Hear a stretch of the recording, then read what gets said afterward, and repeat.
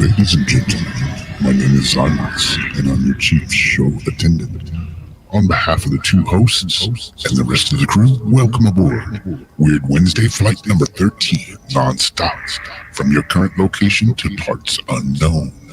Our flight will be of about 2 hours, and we'll be flying at the speed of sound.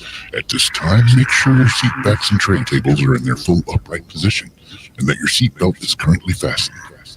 Enjoy the ride.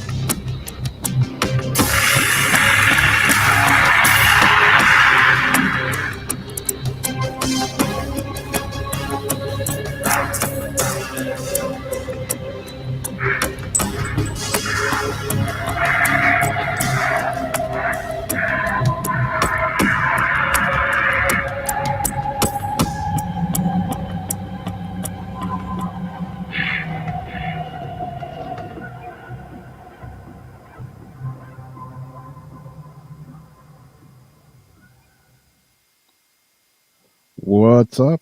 How's it going? Welcome to Weird Wednesday. Hey, hey. I forgot to use my facial creamer. Like I said, you look like the grandpa from Chainsaw Massacre 2. Yeah. Or Joe Biden. Yep. Yeah. I don't even This want to bad say plastic, what I plastic surgery there. Yeah. Everyone's like, look at the conspiracy. This Joe Biden doesn't look like this Joe Biden. Yeah, it's called major This one plastic has- surgery. This is a different Joe Otherwise- Biden. How's everybody doing tonight? We got Jason Bland with us and Uncle Morty here.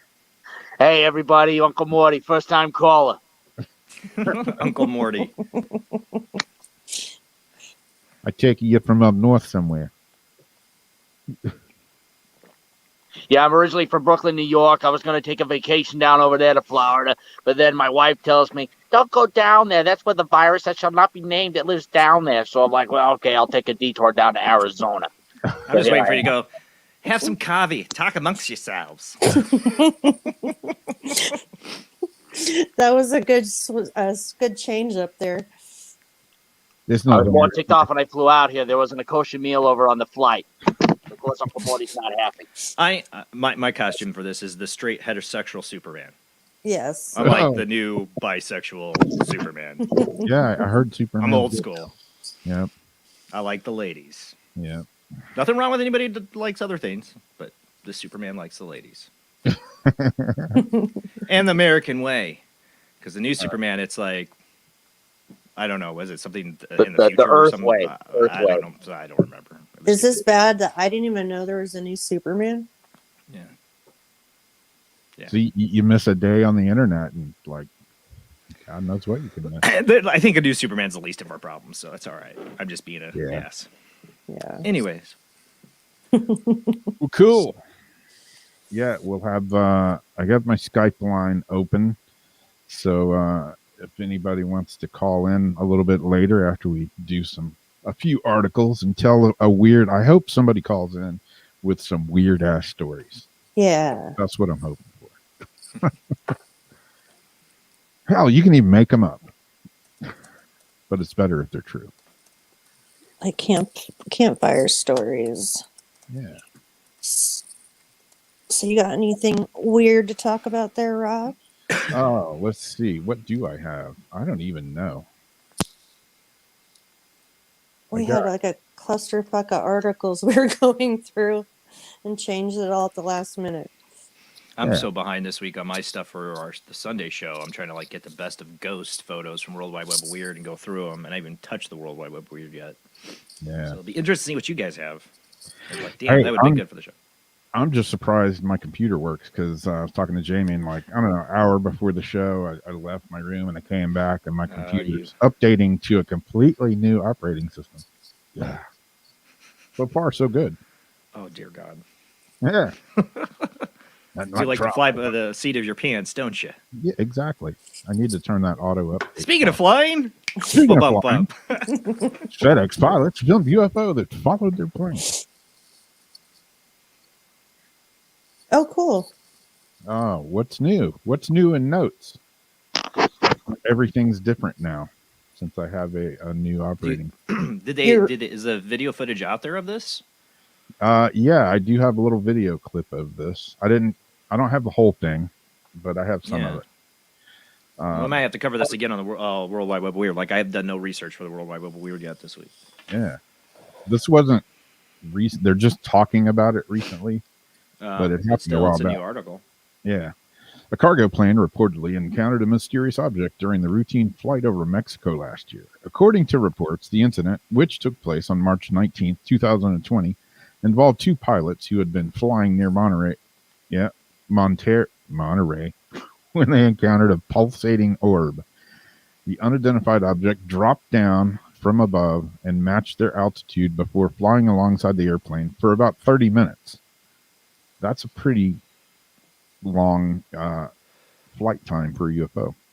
While the pilots have not been named, one was understood to appear to be a pilot with 19 years experience, while the second was a veteran fighter pilot who had previously flown F-15s. They've been described as a competent airman. Looks like an airwoman there, but okay. Yeah. But I'm just stock footage. Morty kicked not himself identified. out of here. Are you reading it off your computer right now? Yeah. Through this mask. It was harder than I thought. According to the report by National Aviation Reporting Center, an anomalous phenomenon. The plane had departed Huterio International Airport and was on its way to Memphis, Tennessee, when the sighting occurred. First officer had initially believed the object to be a meteor until it matched the plane's speed and altitude, indicating that it was under some sort of intelligent control. The captain described the UFO as a brilliant yellow-white plasma object, teardrop-shaped. The two men actually managed to capture around 5 minutes of footage of the object, which also features their dialogue at the time of the sighting. Ooh. NARCAP Executive Director Ted Rowe found the incident particularly intriguing. Wow, that's something you don't see every day. That's all you got to say, buddy? Yeah. We have a database going back to 1916, he said. It describes 4 basic types of UAP encounters, and they are balls of light, spheres, cylinders, and disks.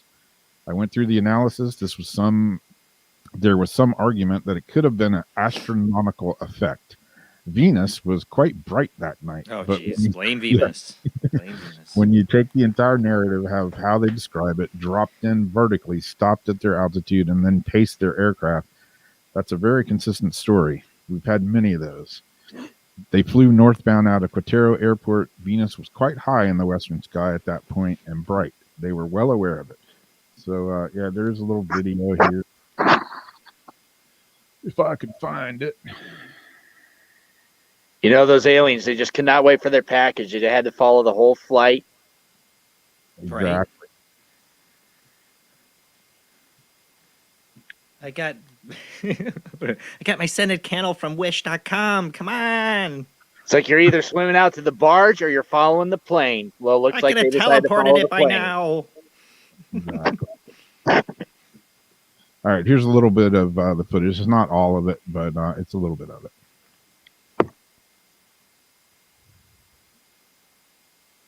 Oh, come on. There's no sound. What's going on? Yeah, they said the pilots were talking. That sucks that it's at night though, because there's nothing to like Yeah. like it could be either the phone moving. There's nothing to. I mean, it's really hard to tell what I mean, that could be they're Venus looking at. bouncing around on their phone. Right. But I trust pilots. When I they do. think it's unusual, I don't think they're being fooled by a planet. I think this is something cameras just don't do it justice. That's the problem. Phone, especially phone camera. I'm sure one of these pilots pulled out his phone, is like recording it, and Yeah. what are you going to see? You're not going to get much out of it. It's in those. You can see it it's, keep trying to focus. Well, people will go, well, pilots must see this stuff all the time. They do. But generally, if you've ever been inside a cockpit of any of these, the view is not that great.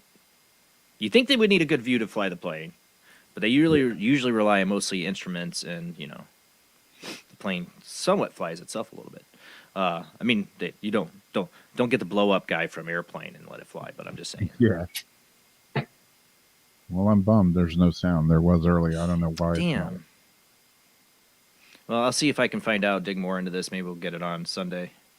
But yeah, it was 2 pilots, and Send me this one. Yeah, they're basically just like, what the hell, man? Yeah. Yeah, That's what I'm saying. Pilots, Yeah, that'd be cool no. to be able to actually hear the conversation when it's like being recorded. Yeah. Yeah, I don't know why it is not playing. That's awesome. Played when I recorded it back, but it's not playing now. Anyways, yeah, followed them for a while, and It's all there, black and white, clear as crystal. You get nothing. You lose. God damn. That's what you get. You don't have the audio. No, it's all right. It happens to me. damn it. Well, I don't have anything as cool as that to start off.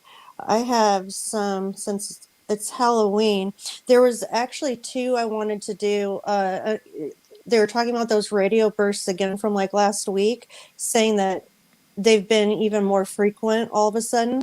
And then there was another one talking about radio waves inside the Milky Way, coming from the Milky Way, that came out like last week. Right. And so I didn't know if like it was the same incident, like the same thing, but it looks like it's 2 different situations. But I didn't want to do them tonight. So 16 strange Halloween traditions from around the world. We have our trick-or-treating and everything. But if you are lucky to be in Japan, the Solemn Festival of Lanterns in Japan doesn't take place during October, but rather in August. So in Japan, they like float a bunch of like lanterns on the water. Barmbrack, wherever that is, their tricks or treats is like bread and butter. This Irish tradition doesn't force children to tell horror jokes, but rather makes people eat a concoction full of Muslim wrapped items meant to predict the future. My good old Irish. Then there's a staring into a mirror tradition in UK that takes place around this time. Young people are supposed to stand in a darkened room, gazing at their own reflection until the face of the person they're going to marry appears over their shoulder.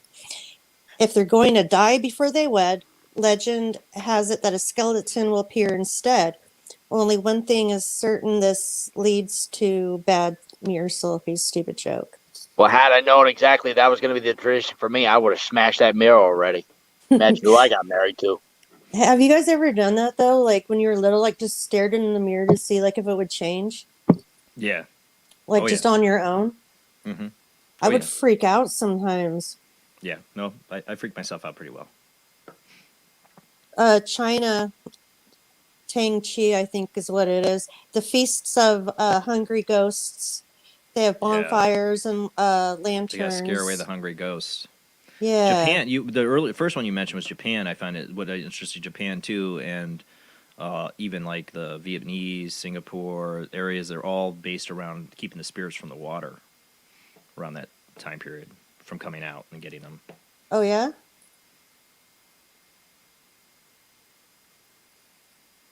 Let's see this one. In the UK, instead of carving pumpkins, they carve beets and turnips. I carve apples and other stuff for fun. Okay, in Austria, they do bread and water. They don't really go out for the dead, instead, spending a week leaving a light on all night and putting out bread and water for the spirits of their dearly departed to eat. This goes on the entirety of All Saints Week, beginning on October 30th. So I guess, oh, then they feed the ducks the stale bread after. So there's lots of weird different things. Oh, hiding knives. That one was weird.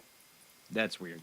Yeah, in Germany, on All Saints Day, November 1st, Germans often go to the graves of their relatives, but throughout the week surrounding that day, they'll keep knives hidden away so they don't accidentally injure any ghosts with their wacky knife antics.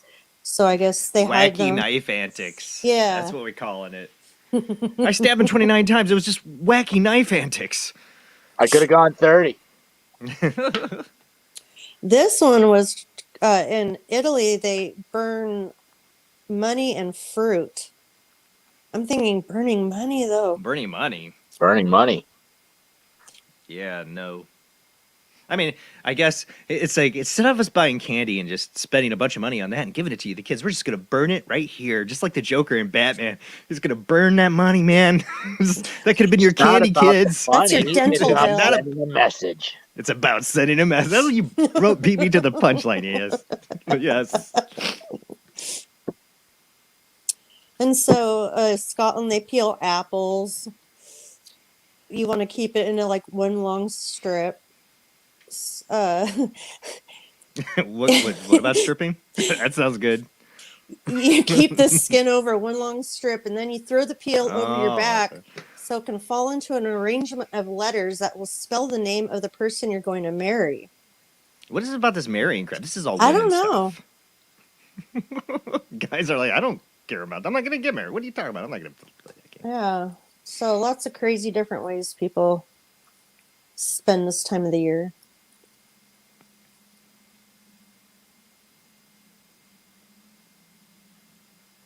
You're muted, Rob. I was like, okay, he is talking, but Joe Biden's talking. We just don't hear. Sorry, no. Come on, man. Just don't spit. Take you out behind the woodshed. Corn Pop was a bad dude. Corn Pop. Corn Pop 2024. Exactly.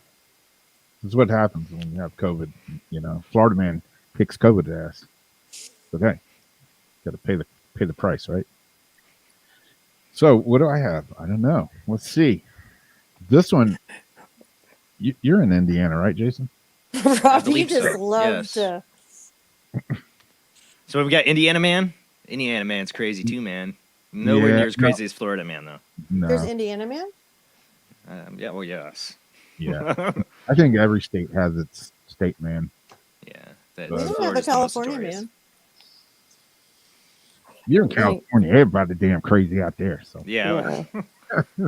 One out of millions. I guess it's like when you're in a group and you can't figure out like who the crazy one is. It's like usually you.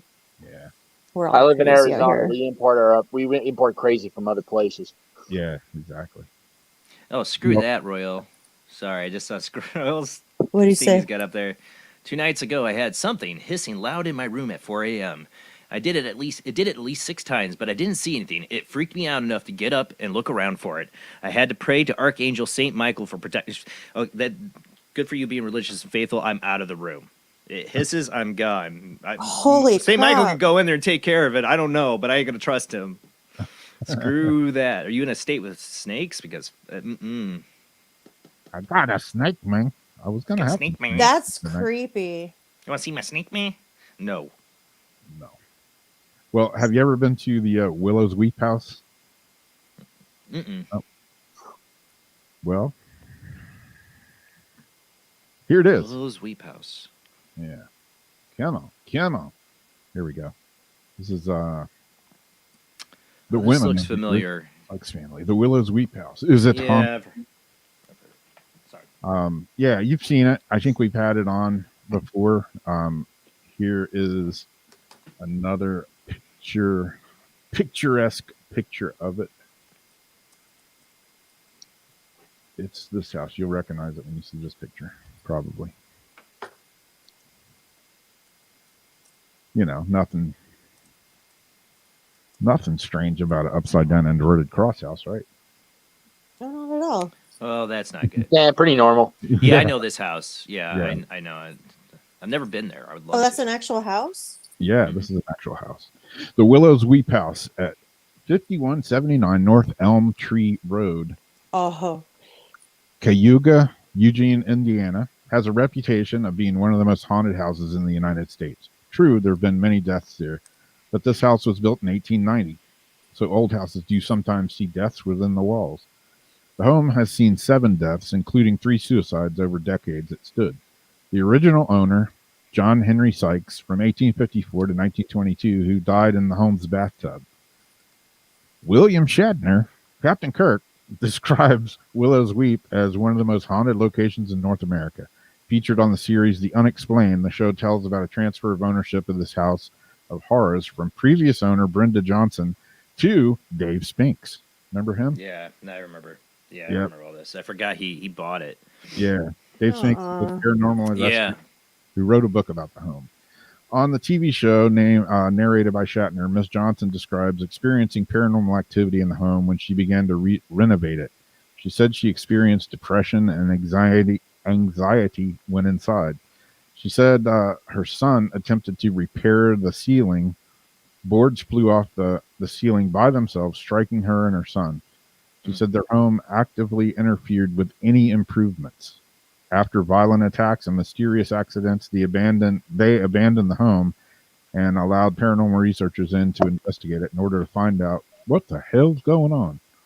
In 2019, Brenda sold the home to Dave Spinks. And as far as I know, I think he still owns it, but I'm not 100%. Yeah, I don't know. I don't follow him, so I don't know. Yeah. Hey, man, if I had money and I could buy a haunted house, I would. I had as an extra house, not to live in, but to investigate and have. Yeah, I would totally. Way to go! I would do it totally.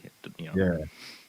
True, there are oddities in the home. For example, you can't get into the attic room from the inside. You have to use a ladder and enter through the outside window.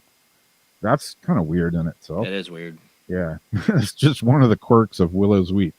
Brenda Johnson is convinced the house is haunted and has even claimed to see actual ghosts. Adam Baird and Haley Navarre lived in the Willow's Weep before Miss Johnson. Adam and Haley's mother, Cheryl Skinner, suffered a heart attack while living there in 2001.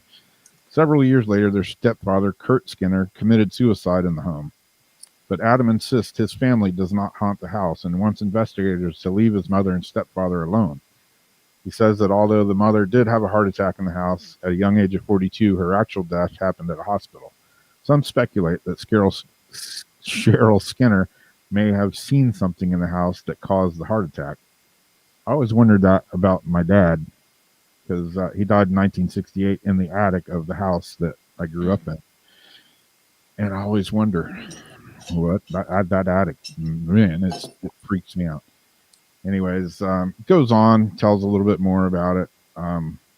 There's an issue, Dave Spinks has been inviting people to investigate it, and part of that one family, they kind of have issues with it because they don't want their family brought into it. But I guess it is what it is. But I've got a lot of comments about this. A few friends of mine that live here know about this place too, and have been there. And I forgot about this. I forgot about this house. I knew about it. I remember when Dave bought it. Haven't kept up with what happened. I wonder if people have also done screwed up stuff there, like messing with the black magic crap and stuff to like encourage bad stuff. Or is there anything with the land it's on? Or you think it's like the house? Yeah, I don't know. I mean, or is it like the Topa thought form? Enough people build up enough legend, it just becomes haunted in its own way because of everybody believing it is, and it's an open doorway now to whatever. Those things can be one of the most dangerous because it really manifests psychokinetic monsters. I know it's over people's head, but that's a theory. I don't know. I don't know enough about the history. I think that's a possibility. I mean, things can happen like that. And then they say it upside down cross. Well, from this perspective, I don't know. Yeah. As Ariana said, I think the entrance where is she, right here. where she lives, Yeah. some of the Then upside down. houses have upside down crosses on the really old homes. They're supposed to protect the family. Yeah. Mhm. Yeah, it's a upside down cross and it's facing east. So who knows? I don't know. But strange place for sure. You know, the whole thing about the family being upset, you know, if I was the owner of that house and let investigators in, I would just say, okay, you're not going to mention these names. Not going to try to talk to these people. They don't want anything to do with it. And I would respect that, you know. Yeah. Same way people get upset when they find out paranormal groups go into graveyards. And, Yeah. you know, they're like, why? My parents are buried there. Why would you do that? You know, that's why I've never been comfortable going in at least more modern day graveyards. Abandoned ones are cool, but. Yeah. Yeah. It's a touchy It is. situation for sure. I go to graveyards. Not, But I mean, I have too. I Yeah. just, it's never one I'm like a fan of because of that. yeah. Yeah. I mean, I go to shit, there's 4 graveyards within a mile of my house here. So, I mean, you're saying now it's in Florida, man. So. yeah. I mean, the whole town's haunted. You What live in a else is graveyard. I pretty much do. Yeah. But, you know, I forgot what I was going to say now. Shit. I hate when that happens. It's all right. This mask is too tight, cutting off circulation to my brain. But yeah, I mean, I go to the graveyards here, but I was gonna say I go to the one that my mom now, my dad, my uncles, several friends, you know, they're all buried there, and it's on the way home sometimes or whatever, and I'll cruise over there, just drive through, pull over, and stop, you know, and talk to them, and I'm thinking, well, what the hell? I know they're not here anymore. It's just their, you know, skin suit and their bones or whatever's buried here. But I think I spirits can go there even if it's not the resident spirits, but because it's a nice place to kick it, it's a park. You know what I mean? Also, Well, I drive by my grandmother and great grandmother's and great grandfather's grave. I can see it every day I come home. It's like right on the Yeah. edge of the cemetery, and I can see their the Mason name, and I always say hi, grandma, great grandma. Yep. Didn't know my Aw. great grandpa, but you know, maybe they. Yeah.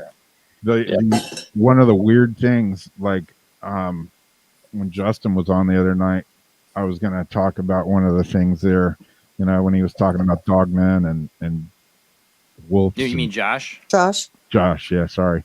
Yeah.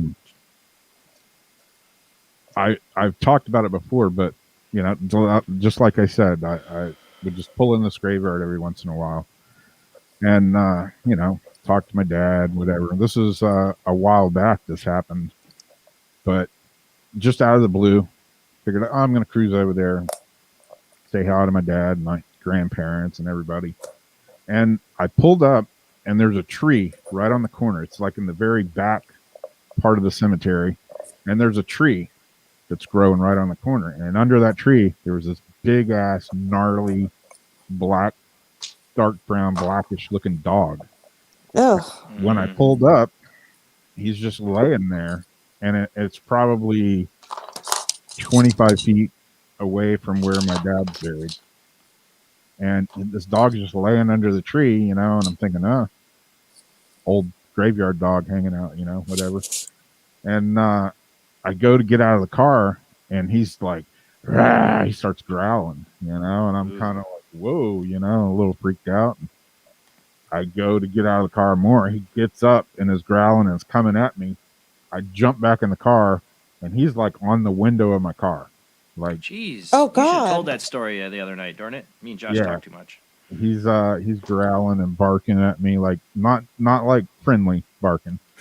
well, And I sat there for a few minutes, and I was like, I ain't getting out of the damn car. There's no way, you know, this thing's gonna tear my ass up. like Cujo. Yeah, exactly. So I left, didn't think anything about it. It was probably 4 weeks later. I stopped by the graveyard, pull in there. This freaking dog is sitting under the tree again and would not let me out of the car. I don't know what the hell it was about, but yeah, Sounds man, like it was guarding something. he was not having any bit of me being there. Wow. And you know, I came back a couple weeks later, and I've never seen them again since. But 2 times within probably 3 to 4 weeks of each other, this damn dog was there, and I mean, he meant business. I don't know, hellhound, dogman, werewolf. I don't know what it was, but I wasn't about to get out of the car and find out. Right. I We- surprisingly had an interesting experience when I was over in Gettysburg about 4 years ago. I was over at the Veterans Cemetery, and my fiance, she wanted to take a picture of one of the headstones there. And I remember just turning to my right, and I see this tree over there, and right next to this tree, I see this face just looking at me. Brown hair, scraggly beard. This guy was just glaring at me. And I'm like, oh, this is not good. And I see the face just disappear behind the tree. Well, there's an open field that's right there behind the tree. So I go right over behind the tree to see if somebody's trying to start shit with me. And there's nobody behind the tree. And I'm freaking out. And I'm too nervous to tell my fiance. I'm like, honey, let's go. But I want to take a picture of the headstone. Let's get out of here right now. And she was mad at me for the whole thing until finally we got over to the battlefield, and I told her, hey, this is what I saw. And I was like, yeah, maybe taking a picture of the headstone was not a good idea. Yeah. Damn. That's always been on my bucket list.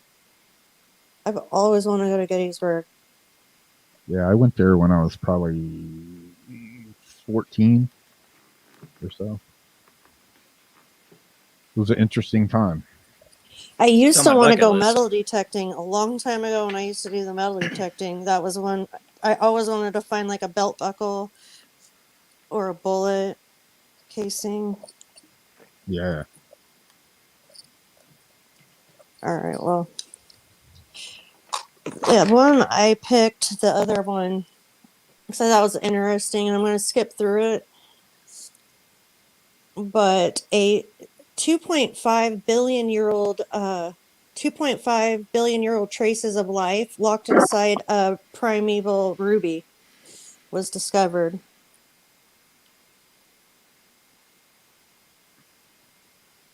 So traces of ancient life were locked inside a 2.5 billion year old ruby from Greenland, according to a new study. The planet's oldest rubies, sparkling red gemstones made up of a transparent red mineral called corundum, are found in Greenland.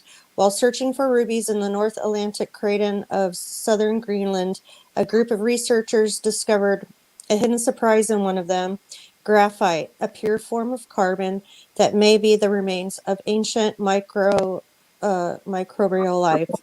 The graphite inside this ruby is really unique. A professor of earth and environmental sciences said in Canada, it's the first time we've seen evidence of ancient life in ruby bearing rocks. The team concluded the graphite came from an ancient life form after they analyzed the ratio of different versions of isotopes of carbon in the graphite, according to the statement. More than 98% of the carbon on the planet has a mass of 12 atomic mass units, but some carbon atoms are heavier with a mass of 13 or 14 units. Living matter preferably consists of the lighter. So they go on to talk about the science of it. At the time this ancient bacteria likely lived, the planet did not have much oxygen, an indispensable element for complex life. So the only life that could come out of an existence were teeny microbes and algae films. Cyanobacteria are thought to be some of the first life on Earth, and through billions of years of converting sunlight into chemical energy, they gradually produce the oxygen necessary for complex life to eventually evolve. Though ancient, this graphite-containing ruby is hardly the oldest evidence of life found so far. So, one of them goes back over 3 billion years that they found. Wow. Be a cool ruby to find for sure. Heck yeah. We get river rubies out here, garnets. I'd love to find something like that. We got petrified wood. That's what we have out here. There you go. No, you don't. You've got turquoise. You've Yeah, I got mean, quartz. You got all sorts of stuff out there, man. The sands of Michigan City's beaches are very different Yep. than a lot of other beaches because they're pretty much quartz. yeah. Very high amount of quartz. Your feet squeak when you walk in it. I'm planning a trip to Michigan. Come to Indiana because Michigan City's in Indiana. There you go. Come to our wonderful beaches. Wonderful beaches. Our beaches are pebbly just because, like, California sand is like little pebble rocks. Well, we got beaches here in Arizona. It's just man-made beaches. Yeah, You got beaches, Lake but just- Havasu. you got 2 months I to love use it, Lake pretty Havasu. much. And also, I have people asking me as well. I'm having Havana Club rum. So Oh yeah, I've seen a couple of people Oh, of asking. course, Orange County woman. This is your California woman right here. No, this is actually Orange County, Florida. Oh, it's Florida. I was assuming Oh. California because we're, Yeah. you know, the OC California. You know how that goes. But all right, Yeah. so that's Florida Florida woman. woman. I should have Florida known. woman. Yep. Thought gave Florida Florida woman. a chance, but no. You know, we always ask for a Florida man story. Sometimes it's Florida man. Today it's Florida woman. And Florida woman. Florida woman. Look out. Shh, this bitch is crazy. Orange County, Florida. In Orlando, elementary school principal. Now, this is the principal of the youth of our nation. She was arrested Monday after attempting to run 2 people over with a car, deputies said. Kimray Sheehan, who served as principal of Hunters Creek Elementary, was charged with 2 counts of aggravated assault with a deadly weapon for BMW. The incident, which occurred on July 20th, is currently being investigated further by Orange County Sheriff's Office. According to the incident report, Sheehan is accused of speeding a gray BMW towards her neighbor, David Gordon, and his dog Trainer while flicking them off. Ban all BMWs. Yeah. Sheehan then pulled the car into her driveway. The report continues. Orange County Sheriff's deputies did not initially see the car at her residence, but later found out Sheehan had a gray BMW registered to her. Gordon's attorney shared a statement with News 6. Unfortunately, this is not the first time Miss Gordon has been the victim of a crime at the hands of Miss Sheehan. Don't they run a background check on this lady every year? You would think. I'd had to. me too.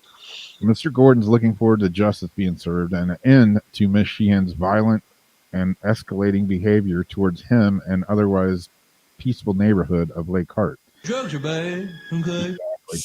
This is not Sheehan's first criminal offense. In October 2019, No. she was charged with trespassing on some neighbor's property and allegedly throwing dog feces at his house. No. She's done crazy stuff before. She apologized for the incident. in May How does 20 this woman get a job as a principal? That's what I'm wondering. That's Hey, I Background knew, check? I knew a vice principal that had 2 DUIs. And he still had a DOJ and job. live scan. Come on. yeah. She wrote him a note, said, "I regret having stepped foot onto your property. It will not happen again. Should similar circumstances occur in the future, I will make better decisions to mitigate the plan and Oh, the she's pain that you mental. have suffered from this incident. I trust we can be civil neighbors." Did her lawyer tell her to write that? Well, she wrote Right. that, and then she tried to run the dude over with the car. So, Oh, that was. Flinging poo and running people over with cars. Yeah. Yeah. And Florida then- woman. yeah, this is the principal of our schools. I don't know, I'm hoping she got removed. Probably not. Probably not. Probably not. She probably got promoted. She kind of looked like Carol Baskins here, though. She'll be the superintendent before you know it. It probably- Exactly.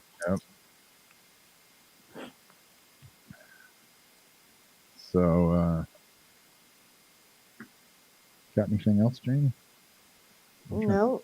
I'm Catch just. up with comments here, but I got a little video that continues with the missing 411 cases, and just has some strangeties about it. How long's the video? It is like 6 minutes, 7 minutes, All right. 7 minutes. I might have to run on for a second, so that's what's All right. I'll take my phone with me so I can listen to it. And I'm I'll carving be my right back. owl pumpkin. All right. Come on, play. Play. Let's see. Get over here. I love these missing phone ones. To Hopefully continue that's in it. the Okay. missing 411 stories, here's a couple of other short ones. Gone under strange circumstances. The random assortment of victims is strange enough, but what makes these disappearances even stranger is how they vanish and how they are found, if they ever are found at all. In many situations, the missing people first disappear within feet of others. They make no noise when they go, and make no indication that they wanted to go. For example, tour guide Morgan Heimer disappeared while on a hiking trip with others. Everyone was standing in line to enter a new portion of the hike, and Morgan was last seen in line. 1 minute he was there, the next he wasn't. Eyewitnesses all assumed he was still waiting in line, but he was never seen again. When Carl Landers disappeared, fresh snow was on the ground. Despite snow being soft and ready to examine, trackers couldn't explain where he went. His footprints came to an abrupt stop, as if he just flew away.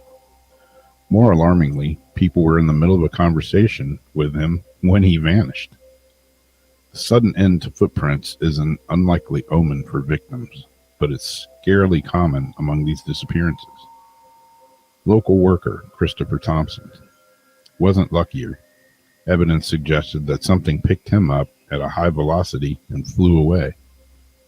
To date, there are no eyewitnesses who were able to see or hear what made these people disappear. Reappearing under even stranger circumstances, when victims are found, they are often discovered dead, miles away, wearing the very same clothes they were last seen in. In many situations, they were found in areas that were repeatedly searched only days before, or in areas where they couldn't possibly have gotten to on their own. The condition of the bodies have varied. Some have minimal damage, often appearing in better condition than forensic scientists expect them to be. Clothing that was allegedly left in the wilderness for years alongside bodies are found looking fresh as can be. Others, such as Chris Tompkins, look like they were partially melted into their clothing.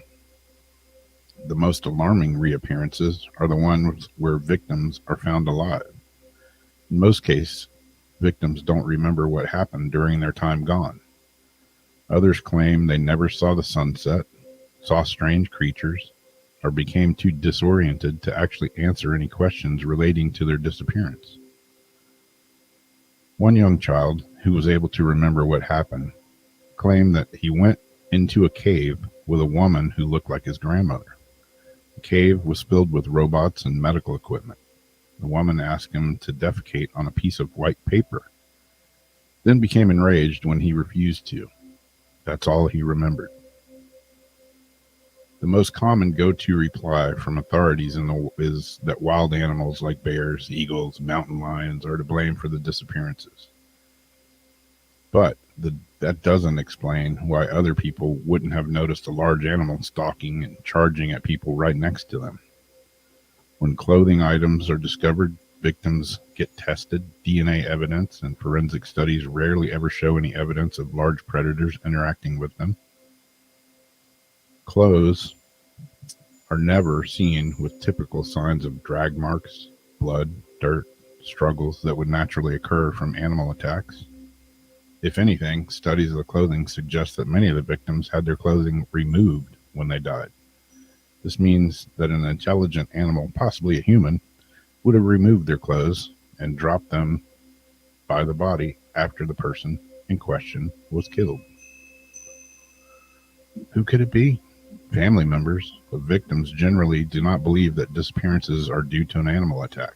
So, one has to wonder who or what took the lives of their loved ones. These are some of the most common theories dealing with the missing 411 cases.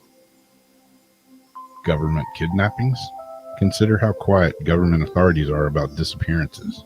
It's not surprising that many 411 readers believe that government agents may have something to do with some of these missing people. There have long been rumors of government groups kidnapping civilians for human experimentation.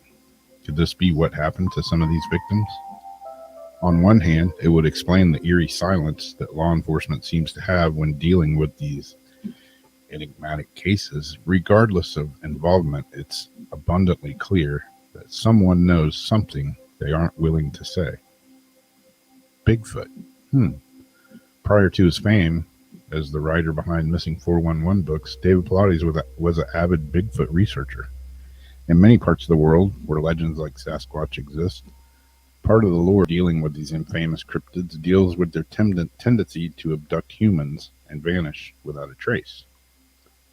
Sightings of Sasquatch or Bigfoot are often reported in national parks and often involve seeing massive ape men walking behind a tree, never to be seen again. Could it be that these creatures exist and that they are responsible for some of these disappearances? How about alien abduction? It's hard to ignore how many strange parallels there seem to be between alleged stories of alien abduction and missing 411 cases. Everything from how people get scooped up to how people are found seems to have a very extraterrestrial feel to it. Think about it. Alien abduction stories often involve people suddenly vanishing for large periods of time, often without anyone nearby noticing it. Upon return, abductees can't seem to remember what happened to them. Some, even with the help of hypnosis, can't remember. Several cases of surviving missing 411 people involve others discovering them in a daze, unable to recall where they were or what happened to them. Those who somehow manage to overcome the hypnotic spell they're under sometimes mention stories very similar to alien abduction. I don't know. What do you think? Almost in every single culture, there's lore that involves strange disappearances in the woods. There are tales as old as time involving unseen creatures that whisk people away, sometimes after luring them away from their crowd. In many cases, the monsters that act as woodland kidnappers are never seen. In Europe, these unseen kidnappers were fairies. In Native American lore, it involved trickster spirits and unseen demons that mimic people to lure them away. Among Asian cultures, tales of trickster spirits and malevolent beings are just as common. There's been countless tales of creatures that lure innocent people into the woods for nefarious purposes. Who's to say there is an unknown predator with supernatural powers at play involved in all of these disappearances?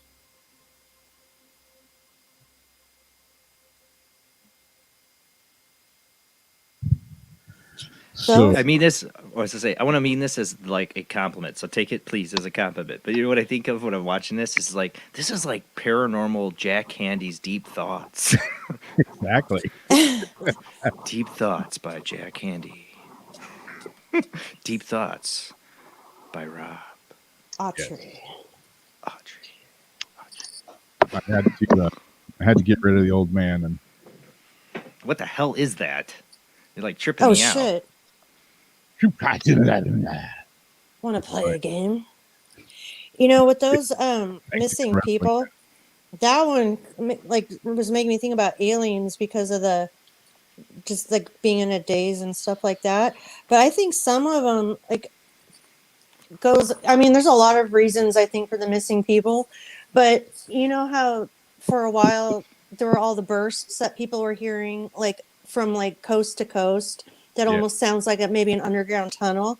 And I started thinking, were people being like shanghaied also to like go work in like some sort of tunnel system, or I don't know. It's a possibility. I think people go missing for all sorts of reasons. Well, I mentioned in the comments about Terry Lovelace's incident at Devil's Den. Just think they were out in Arkansas in this national park, Devil's Den, out in the middle of nowhere where they were in restricted kind of an area that's supposed to be private. They weren't supposed to be there. And just two guys, and they see this triangle UFO, and then it's a night of terror. I mean, they were sick. I mean, super sick. They could have, they were, could have died. How sick they were. Why pull two random guys out of nowhere and abuse them like that, make them so sick, or is that the environment? I mean, Like people out in the woods are targets. the dazing sounds like, either somebody had drugged them, like, if it was, some sort of something, they drugged them so they would forget, or aliens.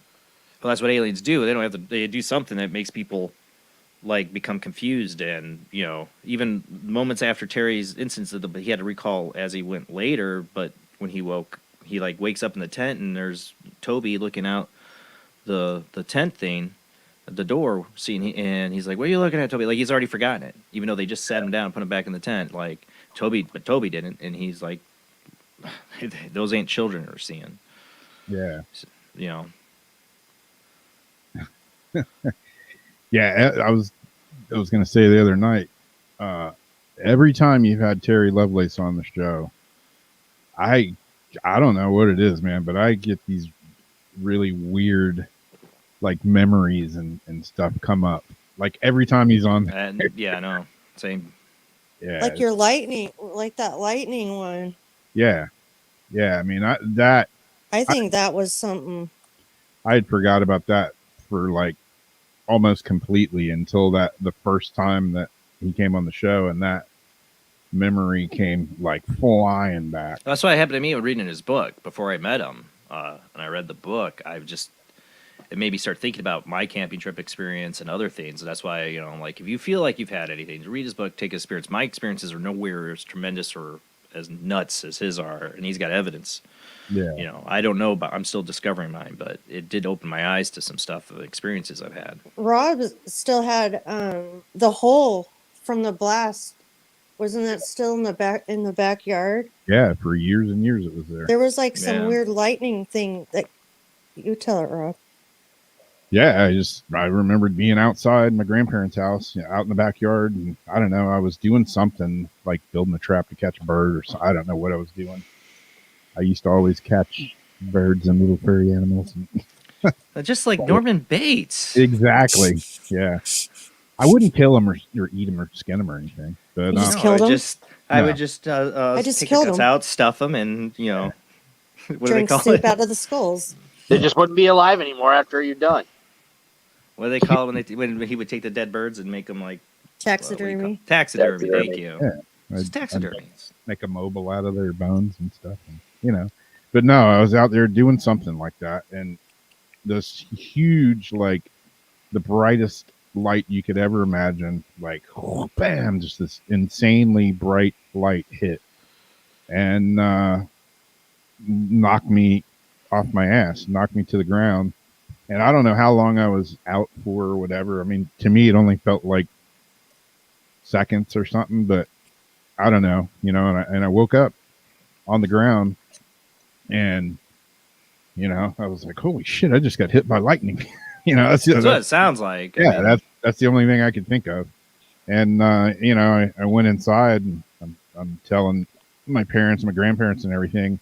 I'm like, did you guys hear that big boom? Do you see the big flash? And they're like, the hell are you talking about? There's no boom. There's no flash. That's weird. You would think they would all know.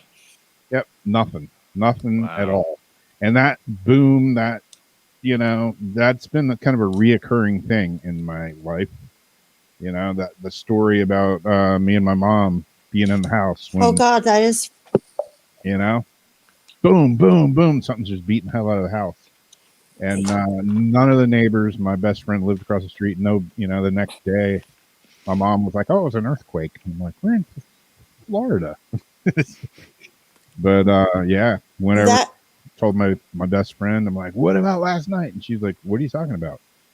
I'm like, the boom, the earthquake. And she's like, "What are you talking about?"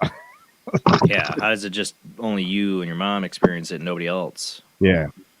But there's all these different things that like tie back to like when he was talking about his dad, in the attic. That's like crazy, and it even goes to like his brothers. And I've always wondered: is the family cursed, or is it like in the family? Is it in the land?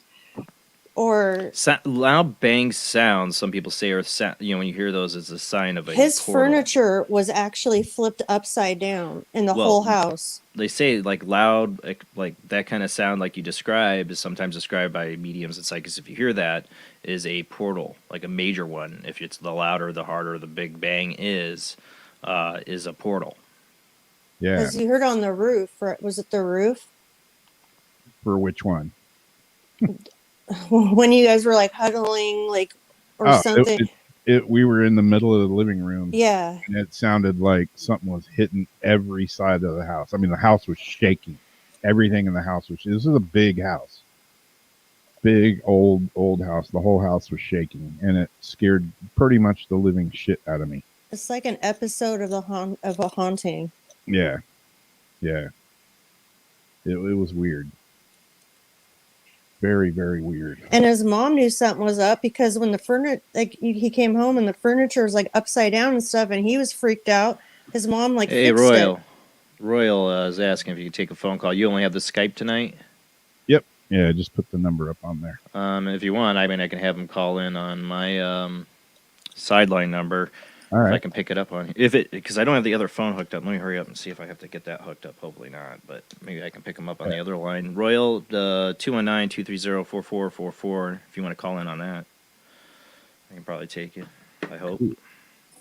Awesome. Yeah, the thing with the furniture, that was a completely separate thing. That was just one day I came home from school and walked in the house and everything was upside down. Furniture, the area rugs, the books on the shelf, everything in the complete That's like the poltergeist of the house was upside down. I called my mom and I'm like, Mom, everything's upside down. She's like, what? I'm like, everything in the house is upside down. The furniture, the couches, the chairs, the rugs, the books, everything is upside down. She was like, go ahead and get out of the house right now. Yeah, that's what I would tell you. Yep. I got out of the house and I didn't come back that night. How old were you? I was probably 13, 14, something like that. Like you turn everything upside down, now put it back the way it was. Yeah. When I came home, everything was back to normal. And I don't know if she did it, if they did it, whatever. But I wasn't hanging out to ask questions. And his animals have done like really between that place and his brother's place, like the animals will get like really freaked out to where they're running into the walls, like almost killing themselves, like blood and stuff everywhere. Like crazy stuff. Yeah. And I've always wondered, like, is it in your family? Yeah, it's pretty weird.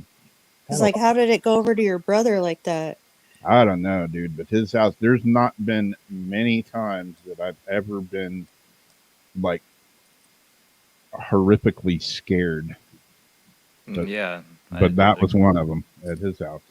I mean, the banging and everything, I mean, it scared the crap out of me, and the upside down furniture and all that, it scared me because it was so, I mean, the banging in the house, I mean, it was not natural. It was not human. It was, I don't know how to explain it, but it was not normal.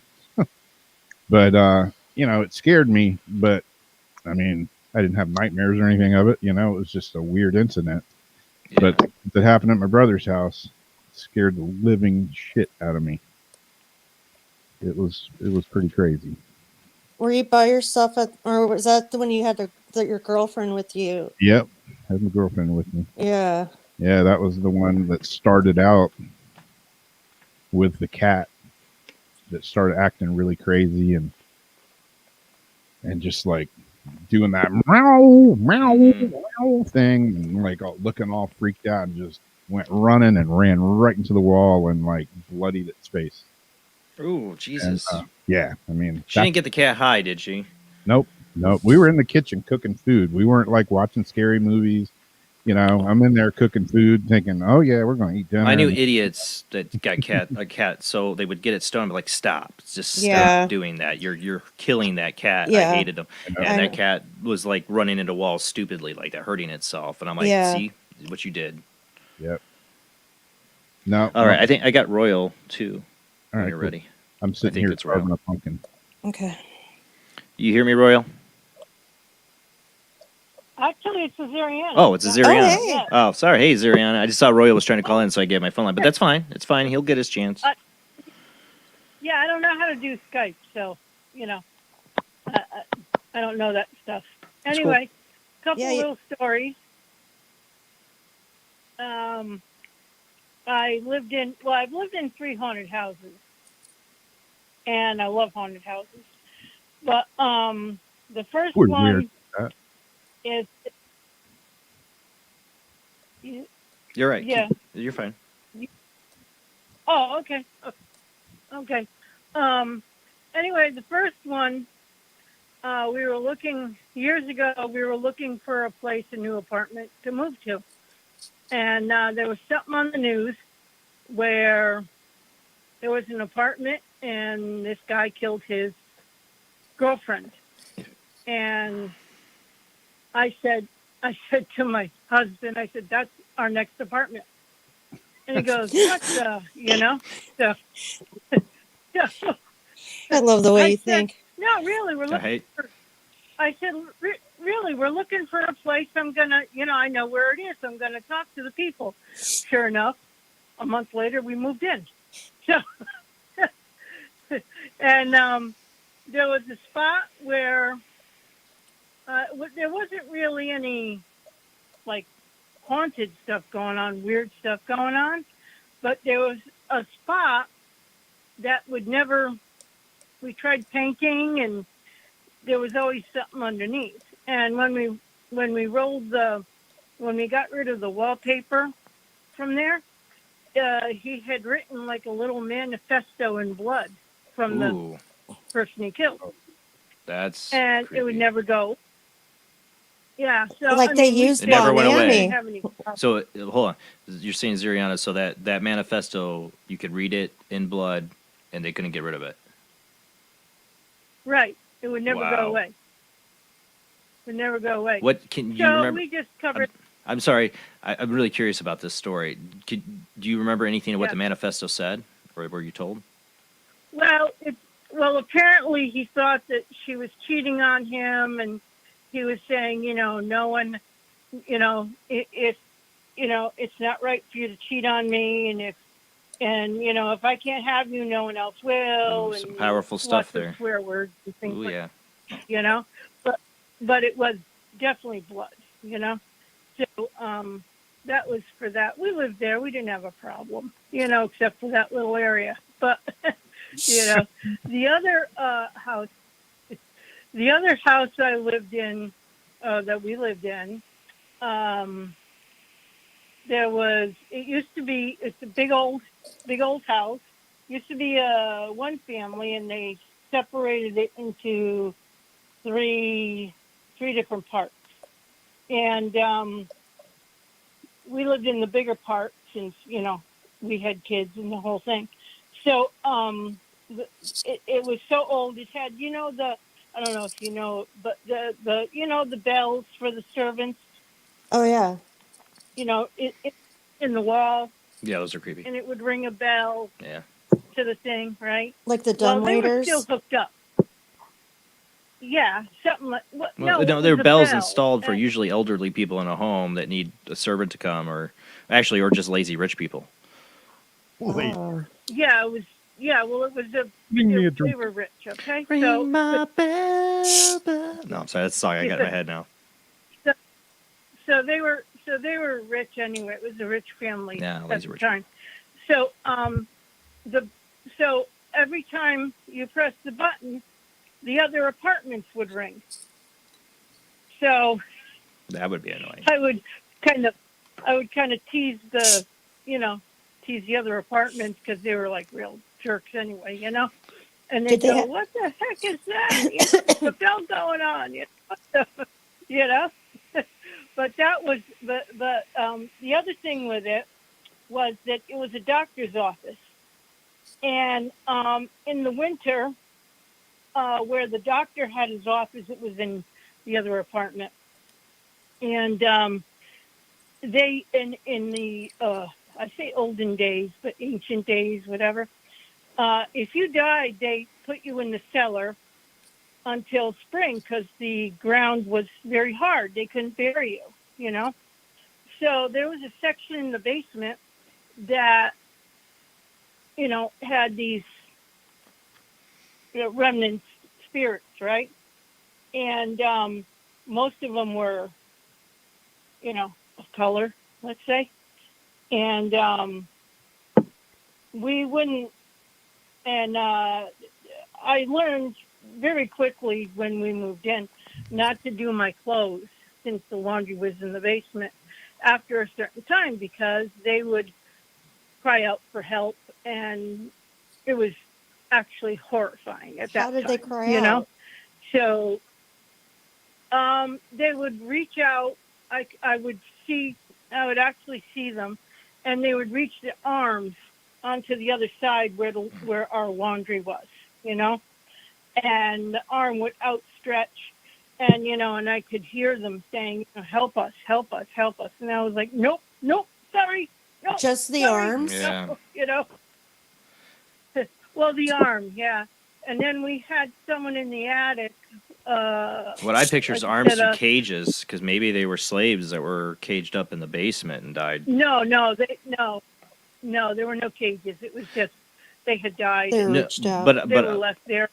yeah, I'm just saying that's what I picture in my head though. But like, you know, they could have at that time been in cages. That's why you only see the arms. Because if they were in cages in the past, all you would see is the arms coming out. You know. That's Yeah, yeah. And in the attic, I used to put the stuff for my cats. I've always had cats, and the cats refused to go up into the attic. They'd only go on the stairwell. They would never go up into the attic because there was a servant, a colored servant, who had hanged himself in the attic, Mm. and we would hear footsteps, and we would hear the rafters actually moving because of him hanging himself. There were Oh, so many God. experiences there. It was really creepy. We used to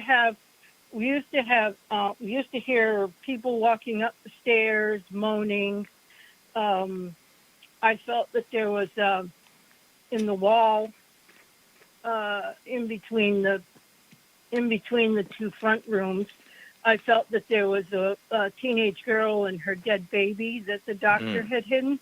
Oh, And, God. Botched abortion, well, no, the baby or survived, the baby but survived. Oh. it was an illegitimate, you know, Yeah. child at the time. So, you know, I guess they killed it or whatever the case was. And So purposeful abortion. and yeah, and in my daughter's room, she would lock she would lock the door because she kept stuff in the thing in her room, right? And she had crosses at the various points, right, for protection. Well, not every day, but most of the time we would hear stuff flying across the room. And when she came home, I said, you know, hon, you know, something's going on in your room. I can't get access to it. So, you know, you got to do that. And all the crosses were either flipped across the room or they were flipped across the room and hung upside down Oh, wow. on top. So that was I was glad when we got I bet. out Yeah, I of was don't going think to there's enough ask sage why for a you house left like that that. one. Yeah. Yeah. So when you heard the moaning, everybody heard the moaning at the same time, or like only one of you guys would hear it at a time? No, we would all hear it, and we would all think, oh, well, somebody outside and whatever, you know, and we weren't sure, you know, it could have been someone, you know, and getting out of a car, maybe someone, hurting or something like that, you know.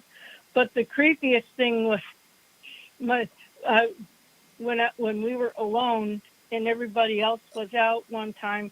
My husband,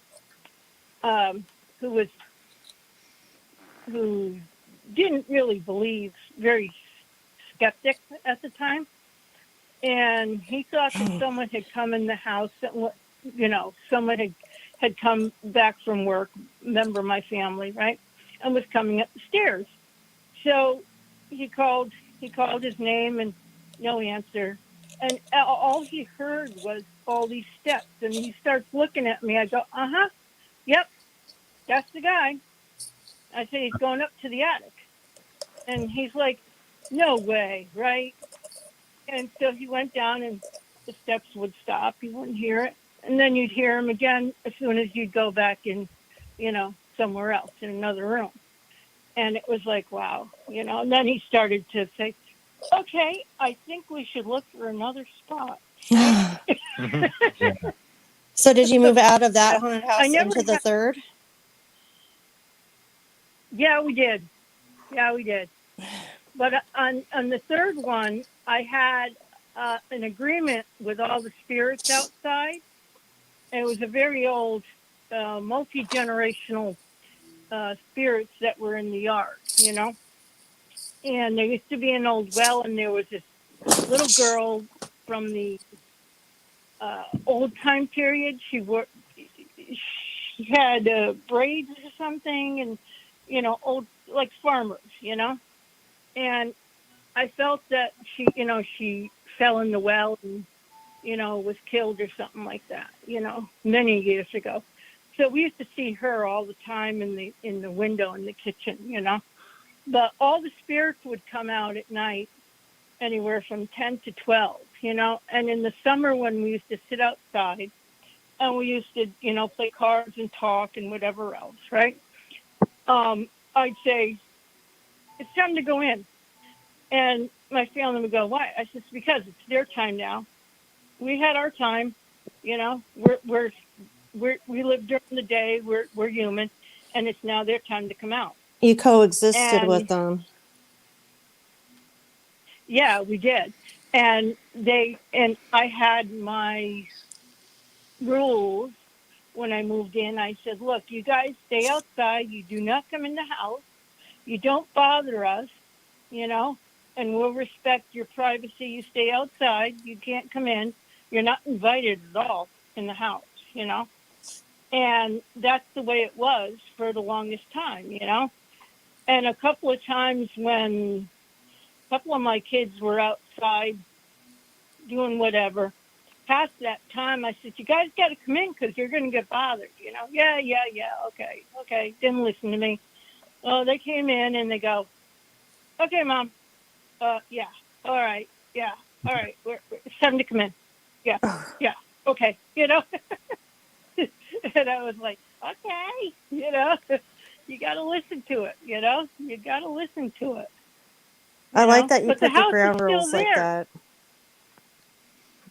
Yeah. And no one ever came in. But unfortunately, that last house that we lived in, that I had those experiences, it seems to be calling to me. It's been calling to me over Yeah, I the remember you years. mentioned that. And yeah, and they want me back.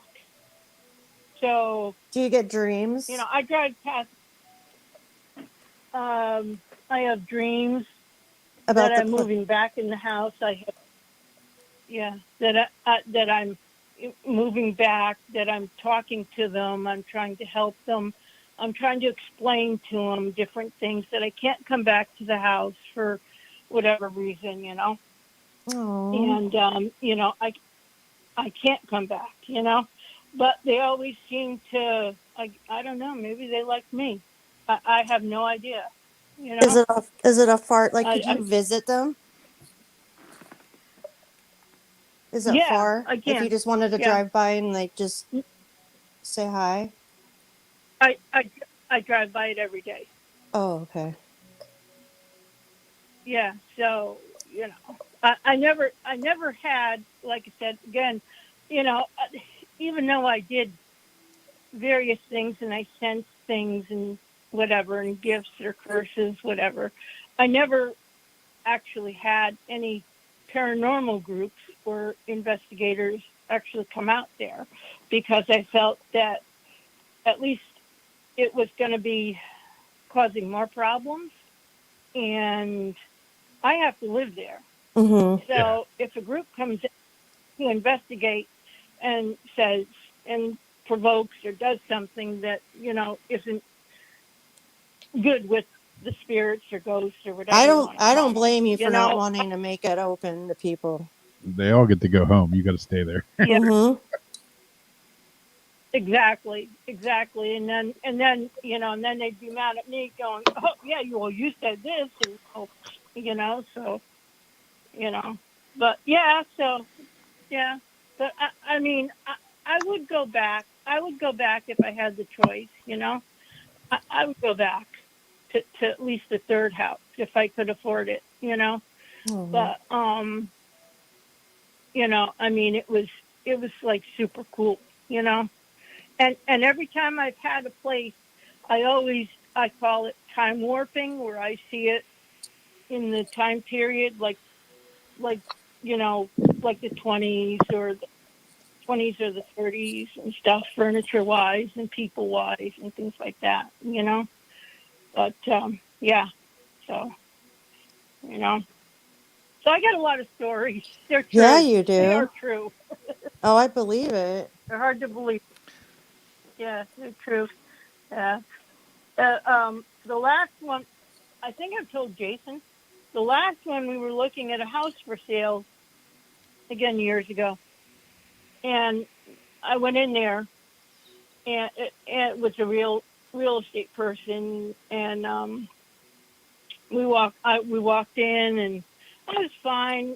Didn't really like the house. Wasn't going to get it.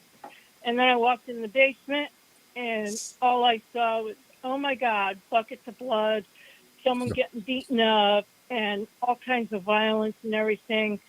And I could actually smell the blood, Oh. which is horrible. Oh God. So literally, I ran out of that house. I scared the heck out of the real estate guy.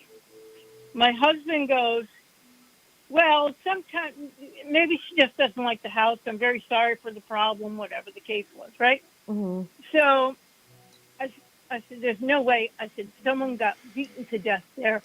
I could I could see it myself, And he wasn't asking for help or anything, but I just saw the act, And I said, there's no way anywhere that I'm going to live there, No way. I said, it's not habitable for anybody, And, and I said no, and, we ended up somewhere else. But 2 weeks after I heard the house burned down, there was an electrical thing, and it started in the basement where I was. I wonder if it was the realtor because they So, couldn't sell it. I'm just kidding. no one would buy it. Someone would always find something wrong with it. It just wasn't right. The room, whatever the case was, it wasn't big enough. It was small enough, or whatever the case was, And they gave excuses, so it was still for sale when it caught on fire. So, And it yeah, my showed husband itself kind of to you. believed That me. is great. That is. Yeah. I would not want to Yeah, sit there smelling my blood. my husband believed me after that. He kind of doubted me for years, and after that, he goes, "Yeah, okay. Where are we moving to next? I'm going to have you check it out first." So, he says, if we're not going to take it, we're not going to take it. That's cool, So, Well, cool. Yeah. Thanks for calling in with the story. Yeah. Yeah, have a happy Halloween. Yeah. Thank you. Yeah. It's my New Year. Alan, Exactly. Happy New Year Yep. Happy New for Year. everybody. Yep. Yeah, and thank you for listening. Thank Thank you. you for Thank you. calling. Have a good night. Bye-bye. Bye-bye. Yeah, I think every Just house missed a call. every house that I've ever lived in, every place that I've ever spent a lot of time in, worked in, whatever, they've all been haunted. So yeah, I think it's me. Yeah. Yeah. Well, I finished carving my pumpkin. It's not a fancy one, but it's done. Mine is going to be a work in progress. I'm still carving all the little pieces out. I do got another call. Yeah, I thought I heard the beep. Who do we got? Hey, Jason, it's Royal. How are you? Hey, Royal. How You you saw doing, Jamie, Rob? What's Hey, up, Zach? hey. How's everybody? Good? good. So Good, I saw good, your good. comments. I saw your comments in there about seeing a triangle UFO in the '80s. That was seen by like 1,000 people in Yeah, it this was New was, York State. it was in Westchester County, New York. I was born and raised in New York. I lived there my whole life. Yeah. I've only been up here in Connecticut for the last 6 years. But I lived in the Hudson Valley, right next to the Hudson River, right outside the city, New York City. And this was in, I believe, like 86, 87. I don't remember the exact year, in that area. But it was at night. It was probably about 9, 10 o'clock at night. It was dark out. And I came off what's known as the Sawmill Parkway southbound, and I merged onto the Cross County Parkway eastbound, and the traffic just came to a dead stop. So I thought maybe there was a big accident or something, and, it was bumper to bumper. So I waited. I noticed people were getting out of their cars. Oh, wow. And then I noticed on the westbound lane, everybody was stopping over there too, getting out of their cars, and everybody's looking up. So, of course, I put my car in park. I got out of the car, and Jason, I looked up. This is, like I said, back in the 80s. We're talking 30 years ago, man. So the technology is incredible to me when you think about it. Oh, But yeah. this thing was no more. I'm telling you, it was no more than 100 feet off the ground. It was sitting perfectly still right over the Cross County Parkway. It was your typical triangle. Oh, It had wow. the 3 lights underneath. Yeah, it had the 3 lights underneath, and everybody was looking at it. It made no sound whatsoever. I'm getting the chills right now just re-seeing it in my head. It made no sound whatsoever, and it started to cross the parkway like maybe a mile or two an hour, just really hovering, and it was directly over our heads. But what was really strange about it was that the Westchester County Airport is there. It's only maybe 5 miles up from where we were. And this craft was in the direct flight path, the approach of the Westchester County Airport. So there's no way it had any kind of authorization or anything to be there. You said it was like 100 feet up, though? I mean, that'd be below their radar. If Jason, when I say 100 feet, I'm saying maybe if that. Because that would be about a 10-story building. 100 feet would be about a 10-story building. Right. I don't even think it was that high, to be honest with you. I would say that's I would think beyond their radar or they wouldn't see it that low. Probably. But what was really good about it was that, police were there.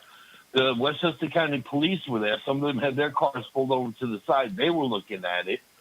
But all the radio stations got flooded with phone calls, and it was just thousands and thousands of people. I think I've heard of this. County witnessed. That's what I was just wondering. thousands Like, I of feel people. like Yeah, it sounds familiar. Yeah, it was just so incredible. And what's really odd about it is a couple of years before that, around sunlight, I'll never forget the morning, around sunlight, the sun was just starting to come up, and I heard my mother scream. And, of course, I jumped out of my bed. I ran down the hallway to see what was wrong. And she had opened the blinds in her bedroom window. She got up for the day, and she happened to look up out her bedroom window, and the same thing was just sitting there, hovering behind our house. oh my Just God. sitting there, it was sitting stationary, hovering. So she told us what she saw, and then we're all sitting in the kitchen, me, my mother, my father, a couple of my brothers, and we're having coffee, and my mother's all shook up because it started to move, just like it did with us that night, and she described it to a T, and our phone rang in our home. And so I answered the phone. I picked it up, and it was my father's friend Joe, who lived in Mount Kisco, New York, which was about maybe 15 minutes north of us. And he said, "Hey, who's this, Royal Jr.?" I said, "Yeah." He goes, "Is your dad there?" I said, "Sure, hold on. What's the matter?" Like that. He goes, "No, I just got to tell him something."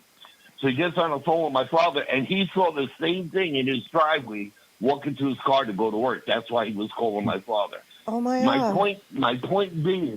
My point being, Jason, these things are real. Oh, I know. I've seen it with my own eyes, dude. Me too. I I don't know. I can't sit here and tell you who's flying it. I can't say it's aliens or is it us Well, or whatever. But what Did, It's like Go New ahead. York had its own Belgian wave. Sorry. did it? I'm just wondering, did it make any Yeah. wind or anything when it was like hovering down?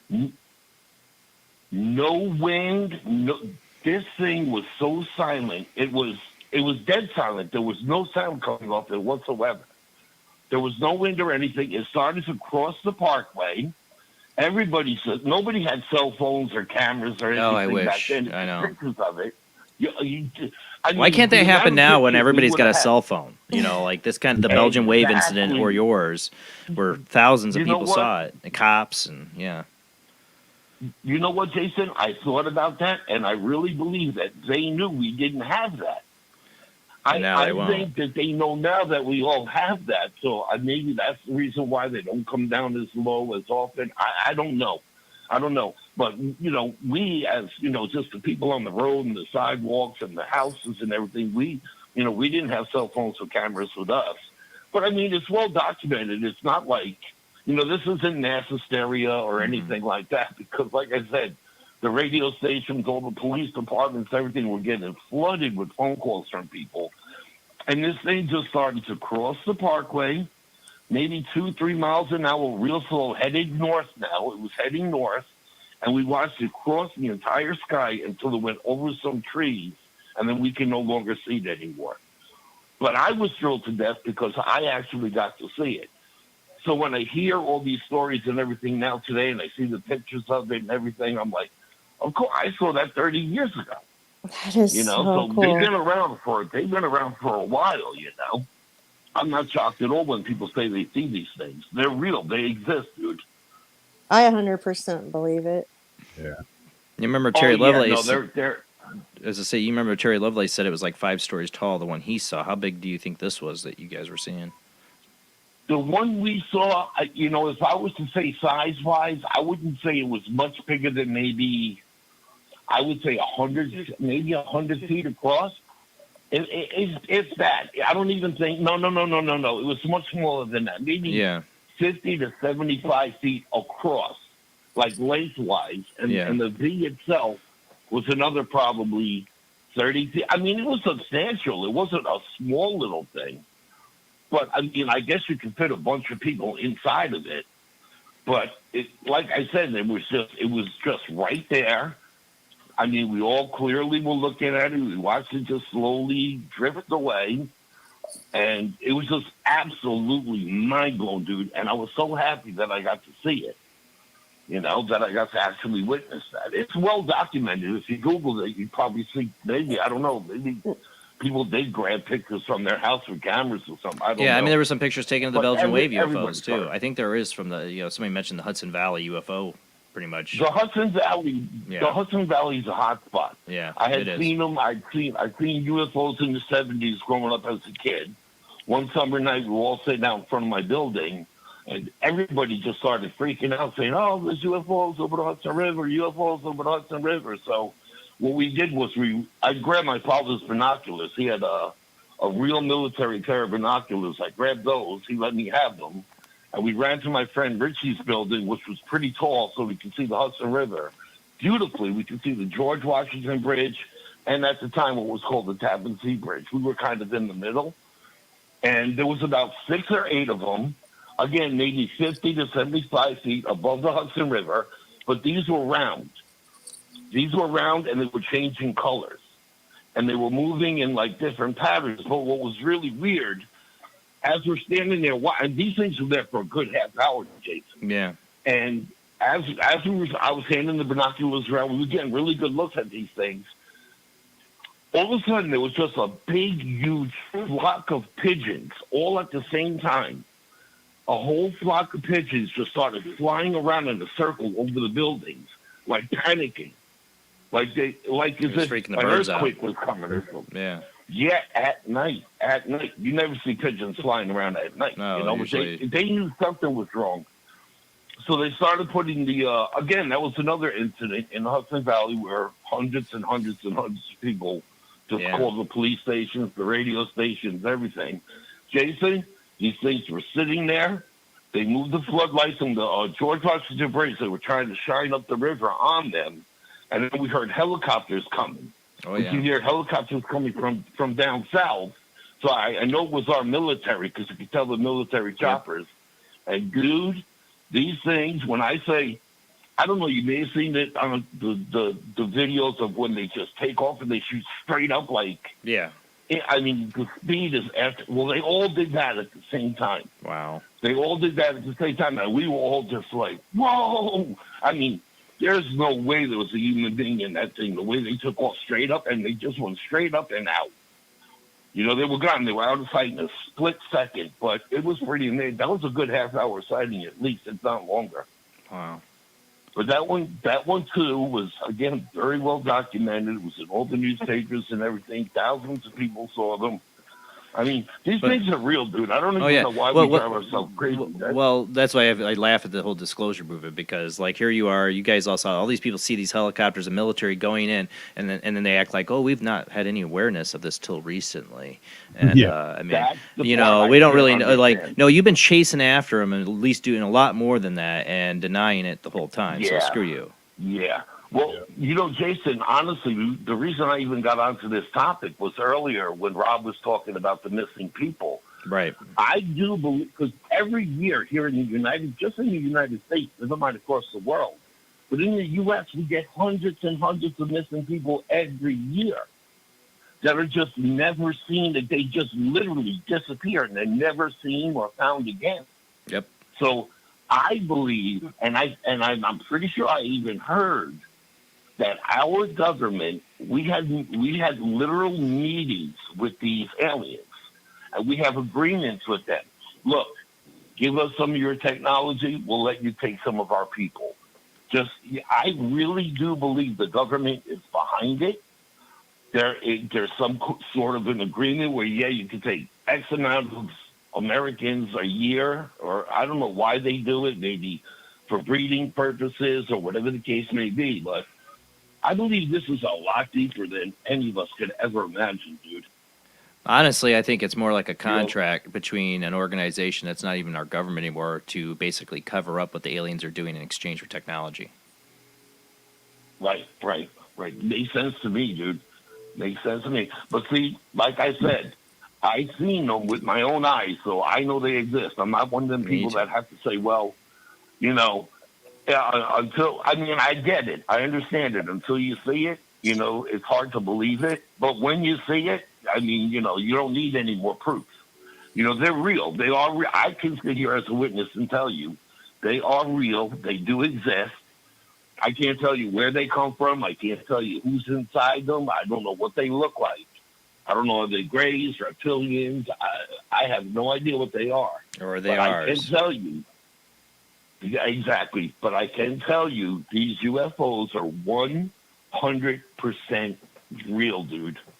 100% real, and our government absolutely knows it. Yep, exactly. We've had presidents. I've heard we've had presidents that met with them. And Eisenhower is one of the main ones accused of Eisenhower is one of them. Absolutely.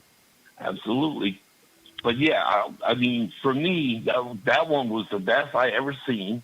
It was crystal clear. It was the perfect triangle. The 3 lights underneath. It was everything my mother described and everything everybody since the 80s has been describing. I mean, the picture that you see is exactly what they look like, dude. The picture you see is exactly what they look like. And I can't explain the technology. This thing was just sitting in the sky, motionless, soundless, which is physically impossible for us right now. I mean, unless we have that technology. But if that was us, again, you got to remember that was over 30 years ago. So why wouldn't we be using that technology now on a regular basis? Why do we even have fighter jets anymore? Yeah. You know, why would we have fighter jets if we had that technology back 30 years ago? I mean, we could dominate the world with that technology. So I don't know who it is, dude. Yeah. Yeah, I think it's multiple things. Incredible. Absolutely incredible. What was that, Jason? I said I think it's multiple different things. You throw in aliens, parallel universes. This is a weird reality if people look at it, and I think there's a lot of a lot of things going on that's just way beyond our concept. Well, Royal, Oh, man, absolutely. have a happy Halloween, and I hope to see you Sunday. Yes, they do. I'll absolutely be there Sunday night. You all have a great night. You all look great tonight, by the way. Oh, thank you. I'm just wearing the Superman shirt. Happy Nothing special. Halloween. I'm going to try to do Happy something for Halloween, Halloween. Jamie. Happy Royal. Happy All right, Halloween, take Royal. care, guys. I'm going to tune back into the show. All Thank right. you, guys. Have a good night. You Yeah, too. man, thanks for calling. I think we got somebody else on the line here now too. Who do we have? This is Linda in Virginia. Hey, Linda. Linda. Hey. I just woke up, so I'm assuming you're telling ghost stories tonight. Yeah, ghost Yeah. story. Ghost, Yeah. UFO, Dogman, whatever you got. We take it. We take it all. Okay, well, these are not mine. I heard them on an old Art Bell show years ago, and you know how sometimes you just hear something. Let's see if I've heard it.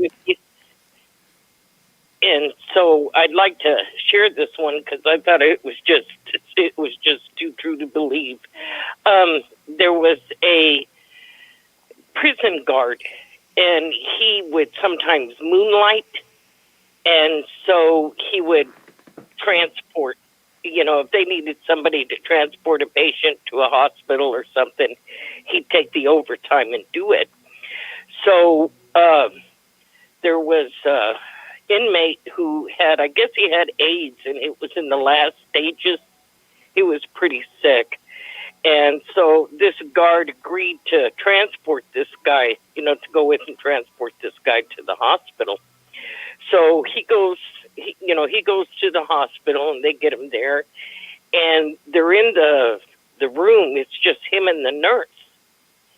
And the guy said he had to go to the restroom.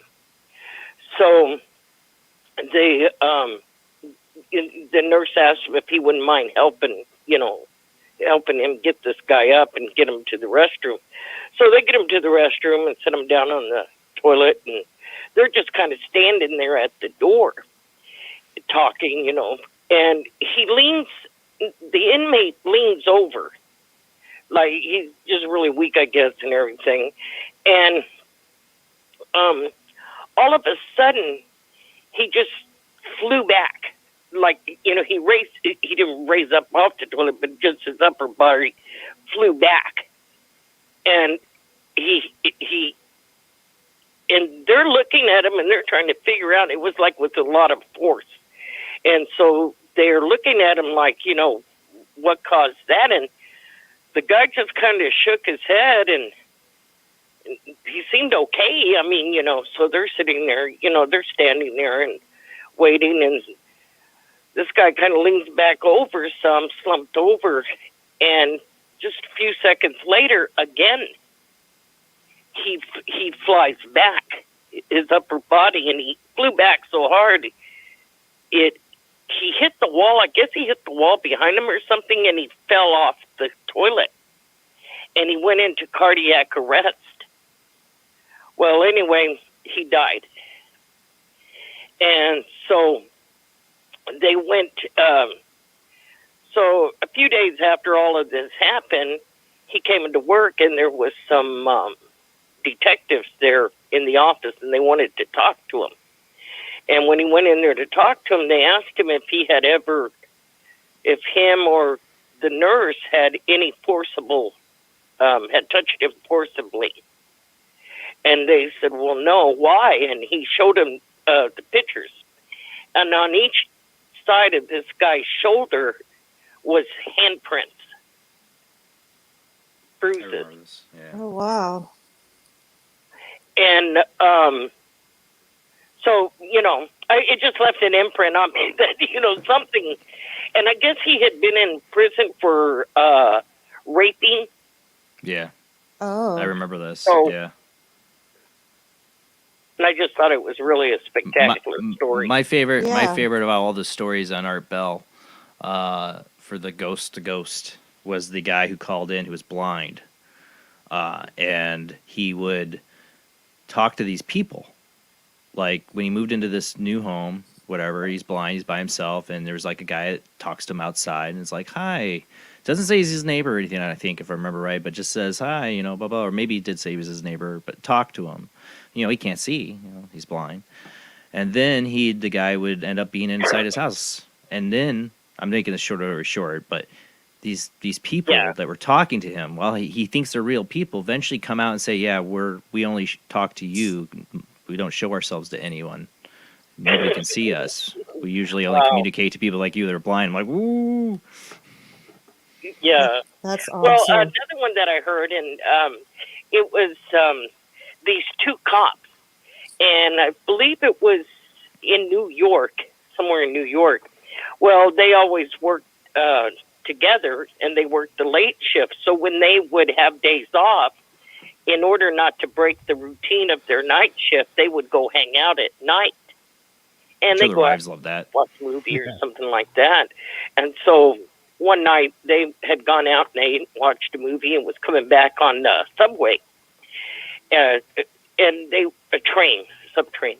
So anyway, they got on this car, and there was nobody else on the car except for one guy, and he was sitting across from them down a little ways.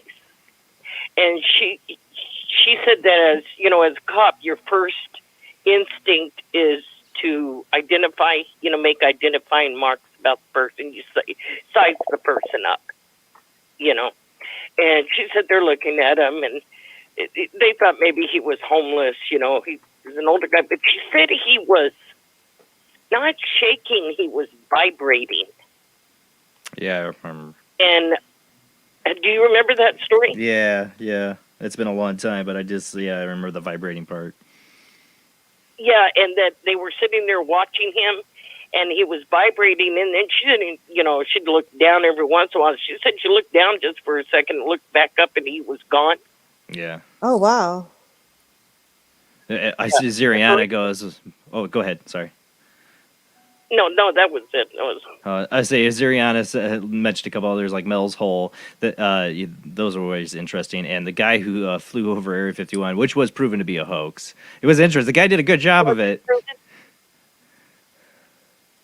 If anybody's heard the Area 51 guy in the plane, I'm over Area 51, Art. I'm going in. He's got the sound effects and everything. You remember that? Yep. Yeah, I was listening that night, and I was like spellbound. Me too. And I kept listening to see if we'd hear back from him. Yeah, I was listening at night, and I'm like, what happened? And there was like hardly internet to find anything out. It was many, many years later I found out that was all a hoax. Not put on by Art, but the guy called in, it totally him, his girlfriend. She helped him with the sound effects, and yeah. Oh, really? Yeah, it was a hoax. Mel's Hole, though, that's a fascinating one. After all these years. Mel's Hole I always felt was probably a bunch of BS, but I don't know. Yeah. Well, did you hear something, and it's just been recently that I read where they found the hole, and it was really, really deep, and I'm thinking, is that Mel's Hole that they found? Where is Mel's Hole located? God, I'm trying to remember what state that was in. It was like Washington. I can't say for a fact because I can't remember. You remember? I just remember when I read the story, and it was just recently, and I thought, geez, I wonder if that's Mel's Hole. I'm trying to remember. It's been so long where Mel's Hole is located. I can't remember off the top of my head. It's too late for me to remember tonight. Go look at Mel's Hole. There's plenty of episodes of Art Bell on YouTube. Back in Sunday night if I figure out some other story of my own that I can tell. Near Ellensburg, Washington. I was right. Washington State, right? Yep. Yeah, I thought it was in Washington. Yeah. Yeah. I Right, mean, if it's real, it's locked down. You have a happy Halloween. We'll see you Sunday. Okay. See you Sunday. Bye. Bye. I miss Art Bell's Ghost to Ghost so much. Remember the guy that called in that supposedly worked at Area 51? Oh yeah, and then he screams and hangs up the phone at one point or something like that. Yeah, that was a hoax too. I didn't hear that one. Yeah. People would call in and do there's some people that real things, a lot of real things on Art Bell, but there was some of the most memorable ones turned out to be like a bunch of crap. My favorite hoaxer, not my favorite, just like the one that real killed, because he's still down in Mexico pulling this story, but he's been totally disproven as a hoax. Is Dr. Jonathan Reed, which was the alien in the freezer, and I mean these people go all out. Hoaxers don't think they won't go all out, because he went all out. I mean, Yeah. he had the pictures and everything, and he tried to play it off as long as he could. And I questioned that, and it was like, no. But really? No. but he gave a fascinating story. Yeah. You know, It looked I- authentic. It seemed so Yeah. authentic. Yeah, there's definitely been some. But that one guy, you know, he called in several times, and at first, at first it was like you don't know to take it serious or not, you know. And then he hung up. And then he, calls back later on, and he's like, they're coming for me. I have to go. yeah.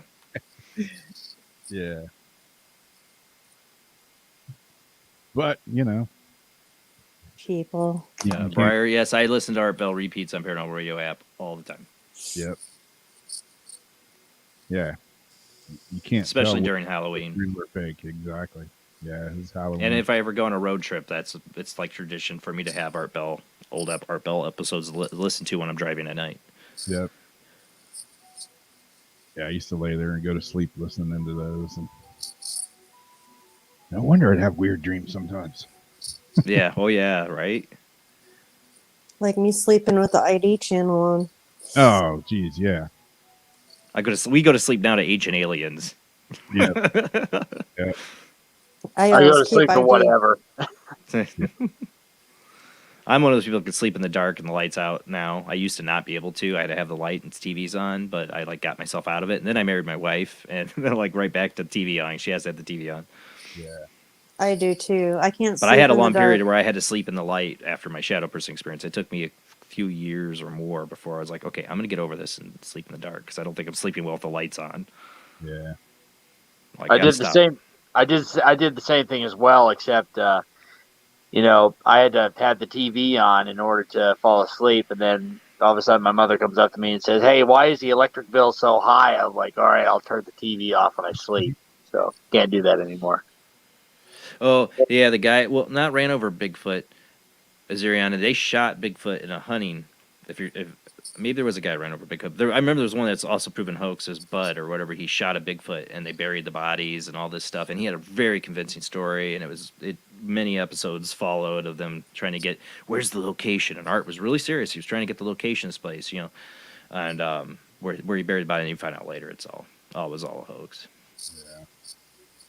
Yeah. At JC. There was a guy on YouTube. Well, he's on YouTube now, but yeah, he was one that had the Bigfoot, and Oh, the frozen one that his father passed down to him? Yeah, he's still doing that. Yeah. He's But a new body part every month. I don't know. Yeah. But he's just batshit crazy. He does all kind of, He's saving the best for last. Yeah. Nobody wants to see it, bud. Yeah. Wait, he's doing what? There's I'm not gonna say who, but there's a guy who claims to have a Bigfoot in a freezer that is passed down to him from, I think, his father, if I remember right. Yeah. And it looks so fake. It looks so fake. I'm sorry, it looks so silly and fake. But he has all puts these out pieces. a part at a time. It seems like that's they kind of how he's butchered done it? it. Like, yeah, he has the head, he's had the hand. And I don't know. Bigfoot's in my beer cooler. Yeah, basically. Fine, turn it over to a scientific academic person to look at. But displaying the body parts frozen on YouTube here and there, that doesn't do me anything. If you watch his latest videos, that dude's just batshit crazy. Yeah. He's next to my Coors Light and Michelob Ultra. Drugs are bad, okay? Yep. So if anybody Not else, saying he is. But. yeah, I am. I'm gonna call him out on. So did he show the foot at least? Like, did it have a big foot? Yeah, it's like all in pieces, isn't it? Remember? I can't remember. I'm not an expert on What? that So they guy could get anymore. it like in the freezer? I think I stopped following it. We had it on the World Wide Web Weird, Janie. It's years ago.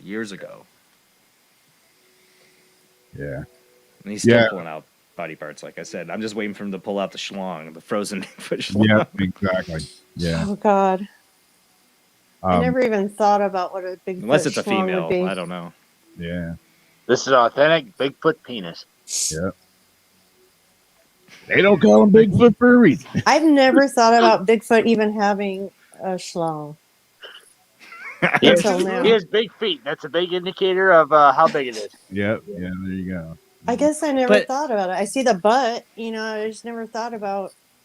I mean, but have you heard a story about like, and the Bigfoot came out of the woods and it's swung massive, waving around, but nobody says that, or I've heard anybody say that. So it must be fur and it must be small. I don't know. That's what I'm saying. It has to be under all the fur. Or he's a grower.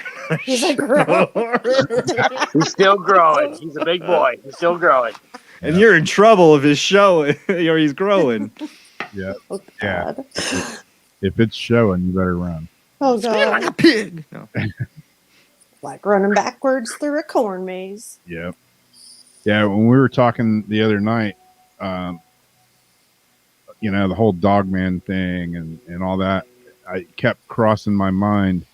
I always wonder if, that big wolf dog, whatever that's been seen at Skinwalker Ranch, could that have something? Could that be related somehow, or is that something totally different? Well, like I pointed out, and we talk about on Josh's podcast he'll release in November, is the connection I made to the Bell in Tennessee, the Bell Witch, Yeah. and how that started, and that whole huge major poltergeist activity. I mean, even Andrew Jackson was witness to it. Started the first scene before everything went to nuts was with the father and son in the field seeing a beast. Some kind of massive beast is what they describe. And then if you look at the Skinwalker Ranch story, it starts with the father and son and this beast in the field. And they start shooting at it. So I said, I find that both of them major, massive psychokinetic activity, weirdness, craziness. If you look at both cases, and they both start with this. Yeah. Why? Yeah, that's weird. I didn't think about that. Yeah, and that, and the one Skinwalker Ranch thing, I mean, they say they shot the thing several times. Didn't even phase it, I think in the Bell, they shot at it too, and they chased it into the woods. So yeah, I mean, that's like what we talk about when that podcast comes out will be about like Anubis, Cerberus, all these different mythologies of dog creatures, half man, half dog, or dog creatures. Cerberus with the 3 heads, and Hectite.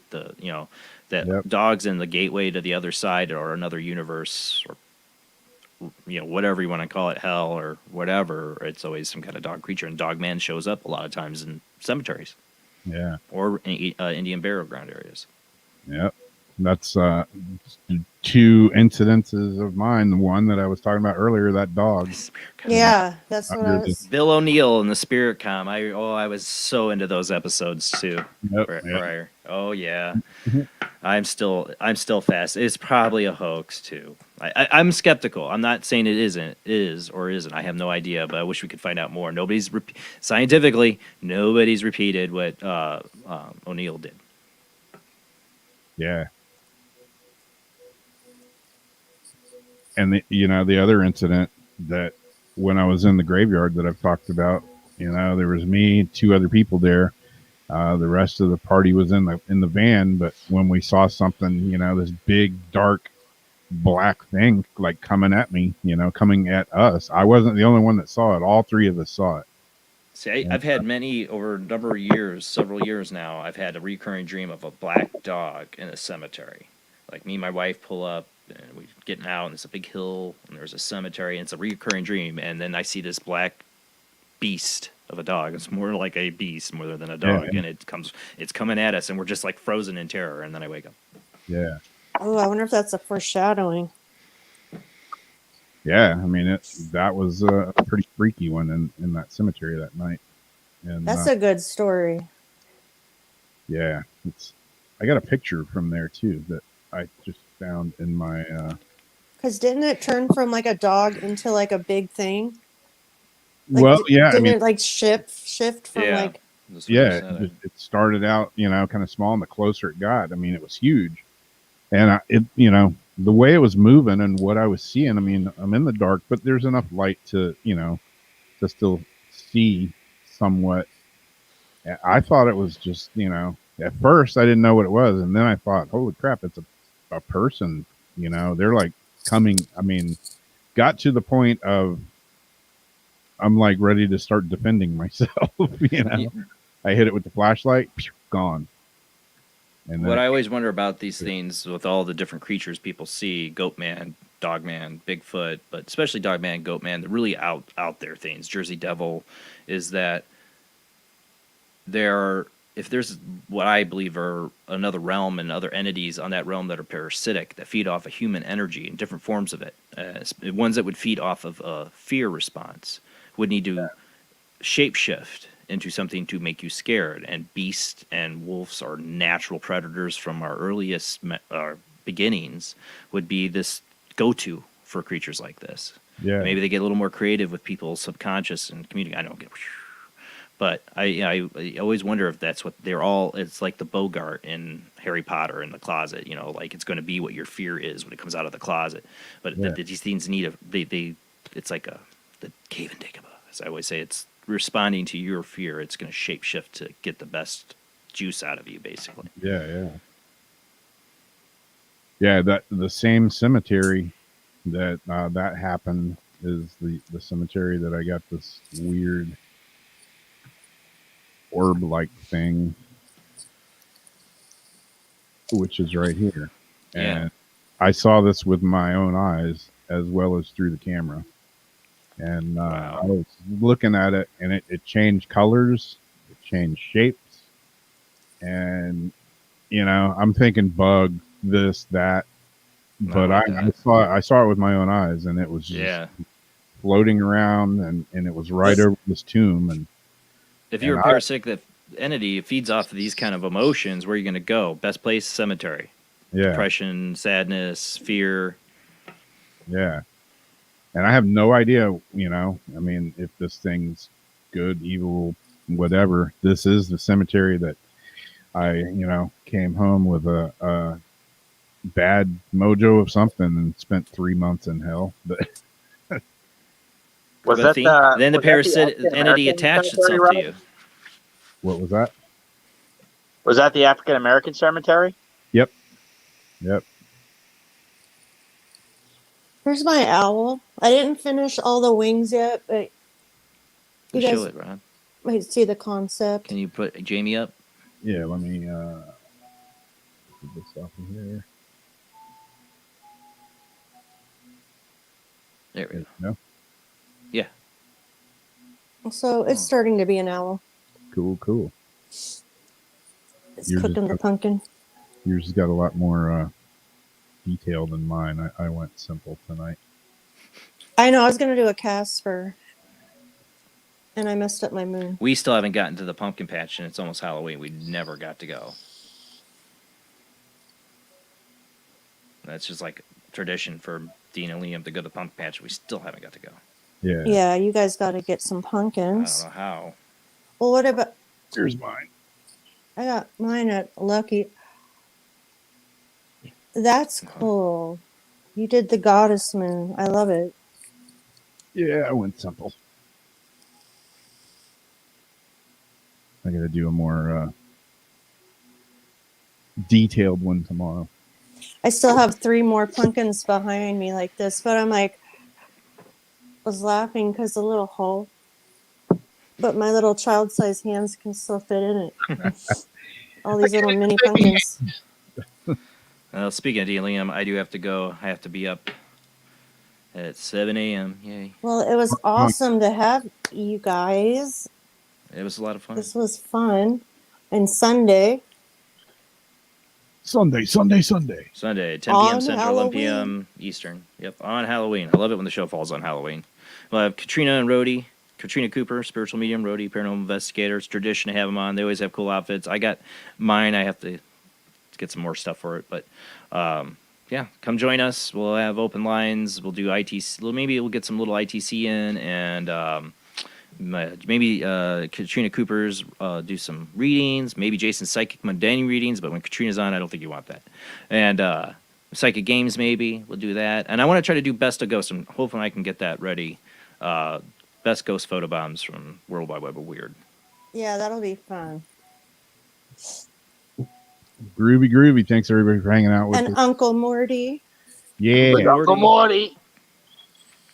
I was gonna say when Royal was on there, I was wondering if you guys live close to each other up here You somewhere. get that coffee. All right, I say coffee. I can't do that. Go walk the dog.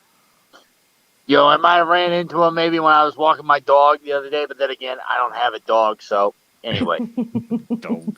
We walk alligators here in Florida. I'd rather get the scaly ones out in Florida. Scaly dog. There you go. There you have it. All right. All right. Thanks, everybody. Thank you for everybody that called in Happy and told Halloween. your See you Sunday. stories. Happy Halloween. Happy Halloween, everybody.